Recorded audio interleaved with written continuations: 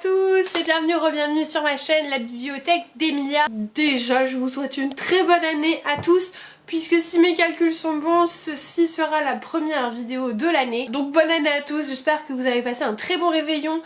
Comme vous pouvez l'entendre à ma voix, puisque je tourne cette vidéo la veille du nouvel an. Moi le nouvel an n'a pas été, voilà, ça n'a pas été pumped up, je me suis surtout reposée.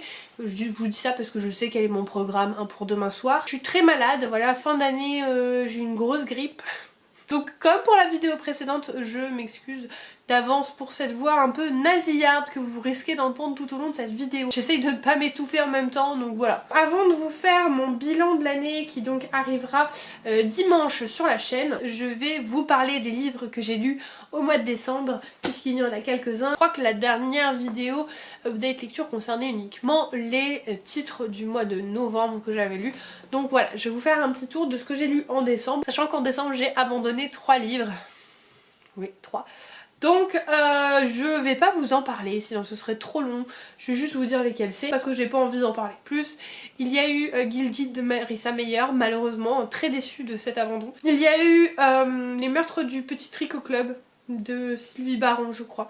J'ai pas du tout accroché à la plume et au personnage, et je me suis ennuyée ferme, alors que le Cozy Mystery en général ça se laisse quand même vachement bien lire. Et enfin le dernier que j'ai abandonné, c'est La maison aux ailes déployées de Olivia Wilde-Shine, qui est beaucoup aimé. Moi j'ai pas pu, voilà, je me suis ennuyée ferme et j'ai détesté le personnage principal. J'en parlerai pas plus, je pense que ces 3 livres de toute façon peuvent plaire à tout le monde, mais là vu que j'ai beaucoup de choses à vous présenter, je vais pas m'attarder. Bah voilà, moi ça l'a pas fait, c'est comme ça, on peut pas tout aimer, et c'est pas parce que j'ai pas aimé que c'est mauvais ou que c'est pas bien ou que voilà vous aimerez pas, au contraire allez voir les vidéos des copains. Ne vous arrêtez pas à ce que moi je vous dis là-dessus, juste voilà, moi ça l'a pas fait, c'est comme ça. Du coup je vous propose qu'on passe directement au livre, parce que j'ai déjà beaucoup trop blablaté pour le nombre de choses que j'ai à vous présenter, et je vais découper ça en 2 thèmes, un petit peu les livres classiques que j'ai envie de dire, et le second thème ce sera les livres qui sont plutôt thématisés de Noël que j'ai lus en fin d'année, et d'ailleurs que je suis en train de terminer, puisqu'il y en a un, je l'ai presque terminé, donc je vous présente quand même, mais il sera terminé pour demain soir c'est sûr, vous inquiétez pas. Le premier que j'attrape, il s'agit d'Âme Miroir d'Olivia Atwater, c'est publié chez la collection Wiz d'Albin Michel, donc la collection jeunesse, et c'est un livre qu'on a trop peu vu et pourtant il est tellement chouette. On va être sur un espèce d'orgueil et préjugés mais avec de la magie. Le meilleur des deux mondes. On va suivre une jeune fille qui en fait s'est vue retirer la moitié de son âme par un faé il y a quelques années de cela. Et aujourd'hui elle est un petit peu dans la société des débutantes, voilà, elle doit se trouver un mari et en fait elle ne trouve pas sa place dans la société puisqu'elle ne ressent aucune émotion et qu'elle s'en fout en fait de trouver un mari, alors que sa cousine elle est là genre ah mon dieu les gens ils sont trop beaux, je veux un mari fortuné, bref vous avez compris. Et malgré tout elle doit naviguer dans ces sphères, voilà, et jusqu'au jour où un certain lord sorcier, qui est donc un espèce de... comment vous expliquer ça, un espèce de haut gradé de l'armée quoi en gros, parce que c'est un mage qui est vulgaire, qui est désagréable, qui va venir un petit peu troubler son équilibre, et en fait en troublant son équilibre il va lui faire ressentir des émotions, chose qu'elle n'avait pas en fait pu faire depuis bien longtemps. Et puis on va être à la fois dans voilà cette romance historique fantastique, mais aussi dans la recherche de pourquoi on lui a volé une partie de son âme, qu'est-ce qui a fait qu'elle est spéciale, et une intrigue en sous-fond dont je peux vous parler, sinon je vous spoil le livre, mais qui était vachement chouette. Ça se lit tout seul, ça fait 350 pages, c'était vraiment chouette. Et si vous cherchez un truc un peu original, franchement je ne peux que vous conseiller de vous plonger là-dessus. C'est très cosy, c'est très doudou, on a envie de lire ça avec un bon chocolat chaud, voilà, ça fait du bien au moral, je vous le conseille. Ensuite j'ai lu en VO The Forest Dream de Catherine Purdy, qui est donc un livre Fairyloot, vous commencez à avoir l'habitude, et bah figurez-vous que j'ai beaucoup aimé ma lecture, contrairement à d'habitude où ces derniers temps j'aimais pas trop mes lectures Fairyloot, mais surtout contrairement à l'avis général du Discord, là où je lis mes lectures communes en anglais, puisque personne ne semblait aimer ce roman alors que moi je l'ai trouvé vachement cool. Du coup unpopular opinion, vous l'avez compris, ici c'est une histoire qui va emprunter énormément aux contes de fées, mais vraiment aux contes traditionnels hein, de Grimm, voilà. avec leur noirceur et tout ce qui va avec. Et on va suivre une jeune fille qui s'appelle, comment elle s'appelle, Clara, qui en gros a perdu sa mère, enfin sa mère a disparu dans la forêt parce qu'il y avait un certain livre des espèces d'enchantements, on va dire, le livre des enchantements, le livre des sorts, tout ce que vous voulez, qui donnait à chaque habitant, à peu près pour leur majorité, leur plus grand souhait. Voilà, il leur permettait d'exaucer leur souhait le plus profond en fait. Sauf qu'un jour quelqu'un a utilisé ce souhait pour tuer quelqu'un et c'est là que le livre des sorts en gros s'est dit allez c'est bon je me casse et il a disparu.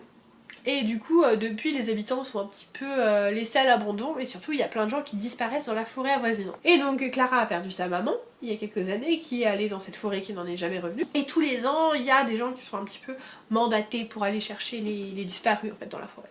Et elle voulait y aller sauf que c'est son meilleur ami Axel qui est choisi et du coup elle va l'accompagner parce que elle a une cape qui permettrait apparemment de s'en sortir vivant. Et en chemin ils vont rencontrer des personnes qui se sont perdues il y a longtemps et qui vont être un petit peu associées à des contes et j'en dirai pas plus sinon ça va vraiment vous spoiler, mais sachez que j'ai adoré la façon dont les contes sont représentés. On est vraiment sur quelque chose de très dark et de très presque horrifique, alors léger hein, parce que je vous rappelle que je suis une petite fillette en ce qui concerne l'horreur et voilà, ce genre de choses.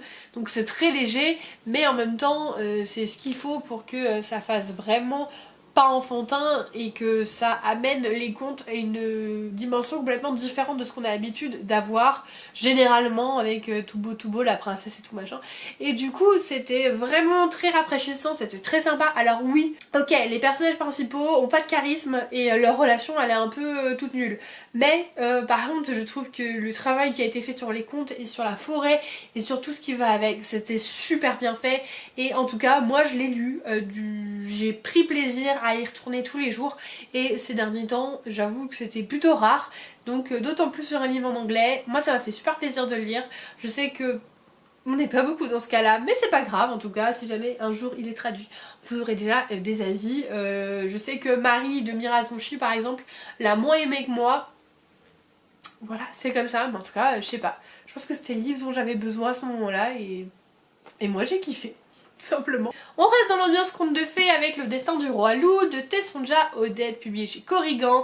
C'est sur le papier le second tome du Royaume des Faées, mais en réalité c'est le premier tome où on va suivre, comment elle s'appelle déjà, Gemma qui est une jeune fille qui habite en fait dans un espèce de royaume qui n'est pas trop le sien et qui s'est toujours sentie un petit peu ostracisée, à l'écart de la population.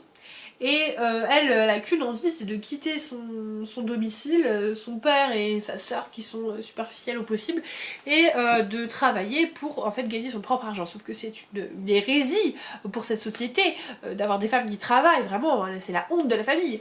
Et du coup elle va s'enfuir pour répondre à une petite annonce, sauf qu'en fait cette petite annonce c'est un guet-apens pour qu'elle se fasse kidnapper, pour qu'ensuite le kidnappeur qui se trouve être le roi Faé de la cour de l'hiver puisse lui demander qu'elle fasse un sacrifice. Sauf qu'en fait elle lui dit mais en fait si t'as besoin de quelqu'un qui fasse un sacrifice de bon cœur, faut pas l'enlever, ça marche pas ton histoire, ça peut pas marcher, c'est impossible. Et du coup elle va mener une combine pour essayer de faire tomber amoureuse de lui sa plus grande ennemie, comme ça d'une pierre deux coups elle s'en débarrasse aussi. Et elle va en fait devenir son espèce d'intendante, donc elle va réellement être embauchée par lui. Et on est sur une réécriture de La Belle et la Bête avec voilà un homme très brutasse qui à la base va l'enlever, et une jeune fille un peu voilà, qui se laisse pas faire, qui adore lire, qui est très intelligente et qui va un petit peu mener d'une main de maître la maisonnée on va dire. Et c'était trop chouette. C'était trop chouette, et surtout que, et ça c'était vraiment à souligner, il y a très peu de scènes explicites et quand elles y sont, déjà c'est pas décrit avec des mots crus, et deuxièmement on est quand même vachement sur un fade to black, c'est-à-dire qu'on commence à nous décrire ce qui se passe et puis après c'est fini, et il se réveille le lendemain en gros. Et du coup c'est vrai que c'est assez plaisant parce que déjà il y en a très peu et c'est pas une compétition à qui écrira la scène la plus olé olé en gros. Ce que j'ai l'impression qui se passe dans les derniers livres que j'ai pu lire, notamment en roman ici, où vraiment il y a une profusion de ce genre de scène et qui pour moi n'apporte en plus rien du tout à l'histoire. Donc vu que je suis pas fanat de ça, quand il y en a pas je suis contente, quand il y en a peu je suis contente. Et ça a été assez rafraîchissant de voir qu'on avait vraiment peu et c'était cool parce que pour le coup, si elles avaient été plus décrites, ça n'aurait vraiment servi à rien dans l'histoire. Donc je suis très contente. C'était pas non plus un coup de cœur, mais c'était une lecture très agréable, un peu moderne, puisque dans la société dans laquelle ils sont, j'ai un peu du mal à la situer, mais on est pas non plus sur de la modernité totale, mais quand même, puisqu'il y a des calèches et tout, donc mais des calèches plus type 18e, 19e. Donc on n'est pas non plus dans du médiéval entre guillemets. Et du coup voilà, c'était assez chouette, c'était cool. J'ai hâte de lire le second tome qui est sur Cendrillon, puisque Cendrillon c'est ma princesse préférée, donc j'ai hâte de voir ce qu'ils vont en faire. Et puis voilà, tout simplement. Et alors là, vous allez vous dire, quoi ? Elle lit des BD? Alors non, je ne lis pas de BD, j'ai lu 7 BD, voilà. Il s'agit de L'île du crâne, qui a été scénarisé par Max Lermenier et illustré par Clément Lefebvre, et qui est une adaptation du roman de Horowitz, donc L'île du crâne, qui a été pendant longtemps, supposément, décrié comme étant l'inspiration pour Harry Potter. Et alors, maintenant que je l'ai lu, parce que du coup je l'ai vu à Montreuil, j'ai vu les dessins que je trouve vraiment trop beaux. On va vous montrer une ou deux planches. Voilà. J'ai trouvé les dessins très chouettes, j'ai trouvé l'histoire très chouette. On va suivre David, qui est un petit garçon qui s'est fait en fait renvoyer de son lycée. Enfin son lycée, son école. Et en fait ses parents l'envoient dans un espèce d'internat horrible pour le punir. Sauf qu'en fait c'est un internat magique, personne ne sait ce qui se passe. Et au début il se lie d'amitié avec un garçon et une fille. Et les trois là ils vont pas comprendre tout ce qui se passe, il y a des choses bizarres et tout. Ils n'arrivent pas à mettre le doigt dessus. Et évidemment c'est un internat magique avec, bon c'est pas dit explicitement, enfin si c'est dit explicitement je crois, mais avec quelques créatures, voilà. Et autant il y a certains détails qui en effet sont très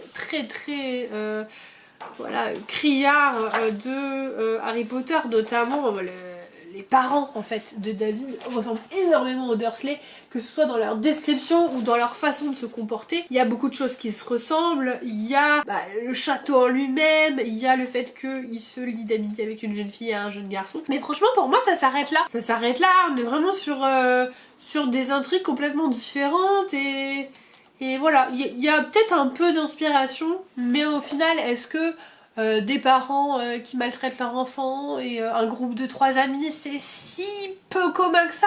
Je sais pas. Pour moi il y a de l'inspiration, mais c'est pas non plus du plagiat. Sans parler de la personne hein, qui est ignoble, mais au niveau de l'œuvre, on est quand même sur une œuvre qui était inventée de A à Z, avec des termes, avec des cours, avec un sport, avec un monde complètement voilà, inventé de toutes pièces, avec énormément de détails, énormément de choses, une intrigue aussi sur un jeune homme qui a survécu et qui doit se battre contre le mal absolu. Là on n'est pas du tout là-dessus, on n'est pas du tout sur ce genre d'intrigue. Donc je pense qu'il y a quelques inspirations, mais ce sont des inspirations très communes dans énormément de romans young adultes. C'est juste que les deux se passent dans un château, alors la ressemblance est facile à approprier, mais c'est tout, en fait ça se passe là, ça s'arrête là.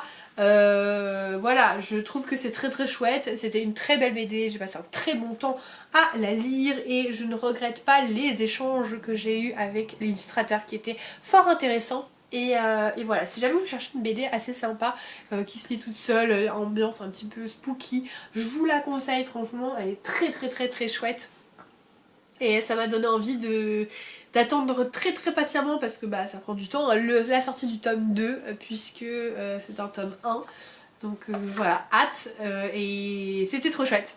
Vraiment c'était trop chouette. Du coup on va passer au roman thématisé un peu Noël, et le premier que j'attrape, vous l'avez vu partout, mais partout, tout au long du mois de décembre. Il s'agit évidemment d'Un cœur pour Noël de Sophie Jobin, publié chez Ozu, qui est une romance de l'Avent, où on avait en fait tous les jours un petit truc à ouvrir comme ça, et qui va suivre l'histoire d'Avril qui a 18 ans et qui est une jeune fille à qui on a dû je crois transplanter un cœur puisqu'elle avait un problème cardiaque, et depuis elle fait vachement gaffe à tout ce qu'elle fait, elle fait pas beaucoup d'efforts physiques, elle se met un peu dans une bulle que ses parents d'ailleurs lui mettent autour d'elle pour la protéger hein. Et elle va être en vacances au ski chez son père, et elle va tomber sur Augustin qui est le grand frère de sa meilleure amie et qui a un peu son crush de toujours, et elle va réapprendre la vie, voilà en gros.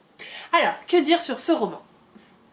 J'ai adoré mon expérience de lecture. J'ai passé un très bon moment tout au long du mois de décembre à ouvrir ma petite case tous les jours, lire mon petit chapitre, blablabla, c'était sympa, c'était frais, c'était léger. Je dois vous avouer que si je l'avais lu dans un autre contexte, pas à lire mon petit truc de l'avant tous les jours, c'est pas pour moi. C'est trop young adulte, c'est trop jeunesse, enfin voilà, c'est pas du tout le genre de lecture qui m'aurait vraiment transporté. Par contre, le fait de le lire pendant cette période et avec ce format et de me faire ma petite case, d'avoir un chapitre léger, voilà, un truc tranquille que je pouvais lire juste avant d'aller me coucher ou en me réveillant, voilà, doucement. C'était super chouette comme expérience et j'espère qu'ils vont faire plus de choses comme ça l'année prochaine pour l'avant parce que c'est vraiment une super chouette expérience, c'était trop cool.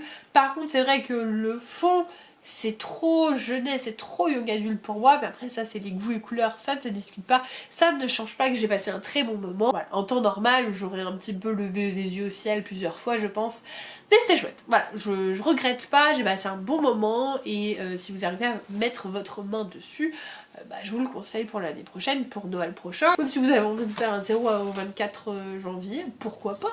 Mais en tout cas c'était chouette. Pas mon style de lecture habituel, vous l'aurez compris, mais c'était chouette. Ensuite, avec ma chère Camille de la chaîne Madame Errance, nous avons lu Meurtre sur le Christmas Express de Alexandra Benedict. C'est publié chez Charleston. Et l'année dernière, elle avait sorti Petit meurtre à Endgame, ce que j'avais trouvé bien, mais sans plus. Et là on est un peu sur la même chose, c'est-à-dire que c'est bien mais c'est pas exceptionnel. On va suivre la veille de Noël 18 passagers dans un train qui va vers les Highlands. Et en fait le train va dérailler et un passager va mourir et voilà, il y a une enquête. On a une ancienne détective qui est présente sur place, donc évidemment c'est elle qui va mener l'enquête. Et en plus elle est un peu au bout de sa vie parce que sa fille est en train d'accoucher, donc elle ne peut pas être là. Et elle essaie un petit peu de se distraire pour essayer d'oublier qu'elle n'est pas présente auprès de sa fille pendant l'accouchement. Et alors en fait ce roman a les mêmes défauts que le précédent, c'est-à-dire que le meurtre arrive à la moitié du roman. C'est long d'attendre un meurtre qu'on attend, c'est très long, surtout que du coup qui dit meurtre tard dit enquête rapide. Et j'entends que c'est bien de poser le contexte et que l'enquête commence pour le lecteur avec le contexte. Et ça, je suis tout à fait d'accord. Cependant, moi, ce que j'aime bien aussi, c'est voir le détective ou l'enquêteur chercher des indices, trouver des indices. Du coup, plus le meurtre arrive tard, plus l'enquête est courte. Et j'aime bien enquêter de moi-même avant que l'enquêteur enquête, mais j'aime bien voir l'enquête quand même. Et du coup, c'est vrai qu'on l'attend, et on a dit « Ah, enfin, ça y est, quoi !» Au bout de la moitié du roman, enfin, il y a un meurtre, on a envie de dire. Et du coup, vous en doutez bien, vu qu'il y a un S, un meurtre, ça fait que du coup, les autres meurtres sont très rapprochés, et c'est tellement dommage. Surtout qu'il y avait énormément de blabla au début qui à mon avis ne servait à rien. L'identité et le mobile, c'est vraiment pour moi sorti un peu d'un chapeau. Donc d'autant plus ça servait à rien ce qui était avant et qui était long, parce que pour moi c'était un peu une surprise. C'était intéressant. Je trouvais que l'angle de réflexion était chouette et que c'était pas dénué de tout sens, mais par contre ça sortait un petit peu de nulle part. Donc pour ça, je dirais que je suis un peu déçue, que je m'attendais un peu mieux, mais que c'était quand même chouette, c'était très Noël, voilà, c'était dans l'ambiance et que je pense que même si c'était pas incroyable, si elle ressort un livre comme ça l'année prochaine pour Noël, je l'achèterai et je le lirai aussi. C'est juste, c'est assez moyen, mais moyen plus et divertissant. Et enfin, le dernier livre que je suis en train de terminer, il s'agit de Meurtre et biscuits au sucre de Joanne Fluck, c'est la 6e enquête de Anna Swensen, publiée chez Cherche Midi, et techniquement c'est la 6e et 7e puisque vous avez deux romans en fait. Vous avez une novella qui fait à peine 200 pages et vous avez un vrai tome entre guillemets. La novella c'est Meurtre et biscuits au sucre qui se passe justement à Noël et le roman c'est Meurtre et cobbler aux pêches qui se passe en février je crois. Ce sont deux tomes de la saga. D'habitude vous le savez, je fais des vidéos où je cuisine, où je mène l'enquête. Cependant mon état de santé mentale ne me permet plus pour le moment de le faire. j'ai décidé de lever le pied sur pas mal de choses et notamment ça. J'ai espoir quand même de pouvoir revenir en février avec un nouveau tome filmé, peut-être dans d'autres conditions, peut-être que je ferai la recette avant, peut-être que je filmerai moins la recette, peut-être que j'étalerai la lecture sur une semaine, je ne sais pas. En tout cas ce sera d'une façon différente parce que c'est trop chronophage pour moi à l'état actuel en fait et du coup nous verrons, mais en tout cas j'aimerais bien revenir, mais celui-là j'avais vraiment envie de le lire dans mon coin et c'est trop chouette. Alors je dis c'était mais c'est pas fini puisque j'ai presque fini le roman, il doit me rester 100-150 pages et en fait je compte bien le finir avant demain soir qui pour moi est le 31 au moment où je tourne. Donc normalement je l'aurai terminé, mais en tout cas c'est tellement chouette cette saga. Dans le premier tome on est à Noël et en fait il y a une des convives qui est assassinée par le couteau à gâteau, la pelle à gâteau en gros de la mère d'Anna. Du coup elle va essayer de deviner ce qui s'est passé, vous vous en doutez bien. Ça fait vraiment très novella, l'enquête est très rapide, c'est très léger. Ça me donne cette espèce d'impression, vous savez, d'épisode spécial de Noël dans les séries télé. Où tout d'un coup toutes les intrigues sont un peu mises sur pause. Et on a un truc très léger, très festif pour Noël. Il n'y a pas vraiment de fil rouge mais c'est pas grave, c'est juste un truc sympa et qui fait du bien au moral. C'est exactement ce que j'ai ressenti pour la première enquête. La deuxième on est plus sur un roman plus traditionnel. On repart un petit peu, là ils l'ont mis ensemble, voilà, pour une raison qui leur appartient, mais on est plus sur un roman traditionnel sur le second tome qui va en fait voir le meurtre d'une des rivales amoureuses d'Anna. Alors je dis rivale, ça me fait bien rire parce qu'elle est sur 2 chevaux à la fois, mais du coup elle est jalouse quand un de ses gars en gros flirte avec une autre fille, mais bon c'est un autre débat. Et du coup bah forcément vu qu'elle est jalouse, et bah quand la fille meurt, et ben c'est un petit peu elle qui est la coupable tout désignée, donc forcément vous vous en doutez bien, comme d'habitude elle va mener l'enquête, elle va faire sa petite tambouille et voilà, c'est très chouette. J'ai pas encore fini le deuxième tome mais je peux vous dire que ce volume numéraire en tout cas, est très chouette et que je passe toujours tellement un bon moment avec Anna et avec Andrea qui est, je crois même mon personnage préféré, Andrea, sa sœur, et avec toutes les recettes et avec toute la bienveillance de cette petite ville où il se passe tellement de meurtres finalement, donc c'est pas si bienveillant, mais juste c'est tellement un bonbon, c'est tellement voilà, un petit chocolat chaud réconfortant cette saga que je l'aime trop. Et le fait d'en lire un tous les 2-3 mois, ça me fait que je me suis pas en trop plein. Parce que c'est vrai que c'est assez redondant, que c'est assez cliché et tout machin, mais le fait de lire qu'un tome de temps en temps, et ben ça fait que j'ai pas cette impression là, et que je passe toujours un bon moment et que je me régale et que je suis très contente que ce soit finalement en fait mon dernier livre de l'année parce que j'aurai pas le temps d'en lire un autre. Donc trop bien de finir sur cette note là, je trouve, personnellement. Saga que j'adore, saga chouchou, donc ben on verra l'année prochaine avec le prochain tome qui est Meurtre et Cheesecake aux cerises, si je me trompe pas. Ça risque d'être très bon à faire. Bref, vous l'aurez compris, je vous recommande cette saga, je l'aime trop. Je sais qu'il y a des gens qui l'ont abandonnée parce que ça tourne en rond, mais moi je passe un trop bon moment à chaque fois et je me régale. Donc voilà. Et voilà, je vous remercie d'avoir regardé cette vidéo jusqu'au bout, qui est donc la première de l'année, mais pas la dernière, ne vous inquiétez pas. Je vais essayer de revenir à un rythme plus soutenu. On va repasser à un rythme normal de 2 vidéos par semaine. Certaines fois, je ne pourrai pas en faire 2, j'en ferai une, mais la tendance moyenne sera à 2, voilà. Sans pression, si j'arrive pas à en faire 2 par semaine, j'en fais qu'une, mais la norme ce sera 2 vidéos, voilà.